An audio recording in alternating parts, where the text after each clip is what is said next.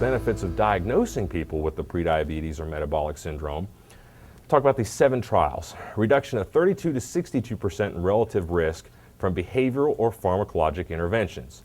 To paraphrase that, you get a huge reduction in conversion to diabetes if you tell people to appropriately change their diet or if you start them on a medicine, especially like metformin. I personally start all my pre-diabetics on metformin. It is a little bit debatable as to whether or not that is the recommendation. Part of that depends on whether or not you think that they are realistically going to change their diet and exercise. You know, if you have a guy that lives on a farm and he eats at Kentucky Fried Chicken every day, that guy's not going to change. He's going on metformin. Now, somebody else who seems more motivated, you could argue for lifestyle changes first, but the point is you want to do something to prevent the conversion to full-blown diabetes. Because the numbers needed to treat are only in the 4 to 14 range. That's a really small number if you're not familiar with that representation of statistics. It does not take very many people at all to get a benefit out of that.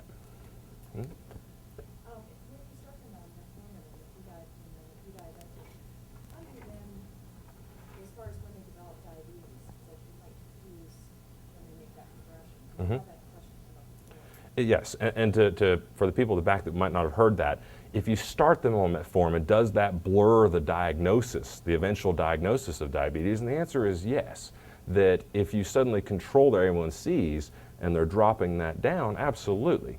On the other hand, you're effectively preventing the actual diagnosis of diabetes in that point, okay? So if their A1C comes down because they're on metformin or they're losing weight, that's the point. It's exactly what we want it to do. So it does make it a little bit harder, but if they're still progressing to the point where they need other medicines or insulin, their A1Cs are going to eventually come up into diagnostic range no matter what, unless you're very proactive. So yeah, if they've never ever been over 6.5 on an A1C, but they're on Lantus and metformin, sulfonylureas and weight loss, and yeah, they may never have been technically diagnosed, but most people would agree that that's a full-blown diabetic at that point. So technicality aside, I'd still treat them. So then, cost-benefit analysis. Clearly favors diagnosis and intervention. There's 50 million pre-diabetics, 50 million people that we don't want to become diabetic. And then the main problem is obesity. It's quite simple that diabetes is a preventable disease, but unfortunately obesity rates are continuing to climb in America.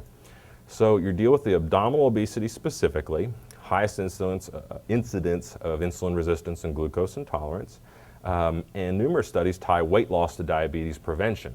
It's somewhat interesting that the only group that's actually been able to show reversal of diabetes is people in bariatric weight loss surgeries, okay?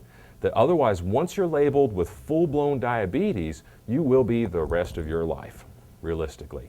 Okay, unless there is a colossal amount of weight loss that sometimes comes with those bariatric surgeries, they actually do convert over to a non-diabetic state. Otherwise, you have to target them in the pre-diabetic state. You can reverse that and effectively prevent them from ever becoming diabetic, but once they do, they always will be, excluding bariatric surgeries. Okay, 5 to 10% weight loss is a 58% reduction in the incidence of diabetes. So it's not about achieving any specific goal weight or a specific BMI. You have to start with something that's attainable and very specific to that person, okay? If they weigh 250 pounds, focus on a 25-pound weight loss, a 10% loss. Especially if they're still pre-diabetic, then at the end of 4 years, they have half the odds that they would have otherwise in being converted over to diabetes, even though they're still obese. Diet and exercise regimens average 4 kilogram loss after 2 years, whereas advice alone gets a 1 kilogram gain. And that's something that's worth paying attention to. If you say, hey, you need to lose weight, they're gonna gain weight, all right? If you tell them, look, this is what you need to do with your carbs, this is what you need to do with your calorie intake, this, I'm 6'3", that my calorie intake is going to be different than a classic 70 kilogram male. If you figure that out and say, this is what you need to eat, this is what you need to do, this is your exercise regimen. Yes, you have terrible osteoarthritis of the knees, but here is your exercise plan that's tailored for you. If you do all that, it does work. If you just leave it to them and their own devices, it's not going to work. And some of this will come up in our diabetic education talks too. So then quantifying it. Again, 40 inches for males, 35 inches for females. Some ethnic groups get kind of a little break there, different frameworks, especially Asian groups, 35 inches, 31 inches for Asians. You measure it across the iliac crest in case you really want to be specific on how you're measuring people's guts. Don't really care about that. Activity recommendations, general fitness, because that's another question that we frequently get is, well, how much exercise do I need to do? 30 minutes a day of moderate activity, 5 days a week is the basic recommendation for someone in a pre-diabetic state, okay? That can include what they do at work. If they're very active at work, that counts, all right? If there's someone who's just a receptionist or very stationary, they have to do something over and above their usual jobs and daily activities to try and head this off.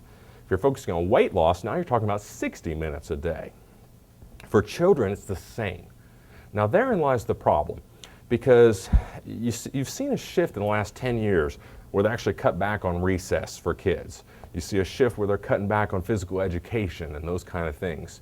And that's a real problem. I think that's contributing to some of this epidemic in childhood.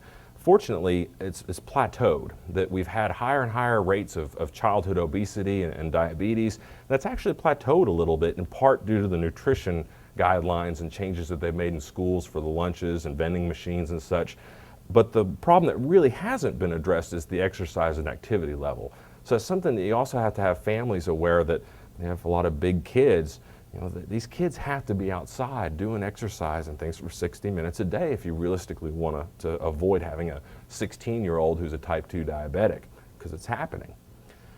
Vigorous exercise, of course, has more cardio benefits. You know, getting your heart rate in a younger person over 180 and building up stamina and such has its purpose, but just for the purpose of heading off diabetes in a pre-diabetic state, not quite as relevant. So I hate to dissuade any people from exercising more intensely, but the point is they don't have to necessarily. You just want to focus on constant daily activity.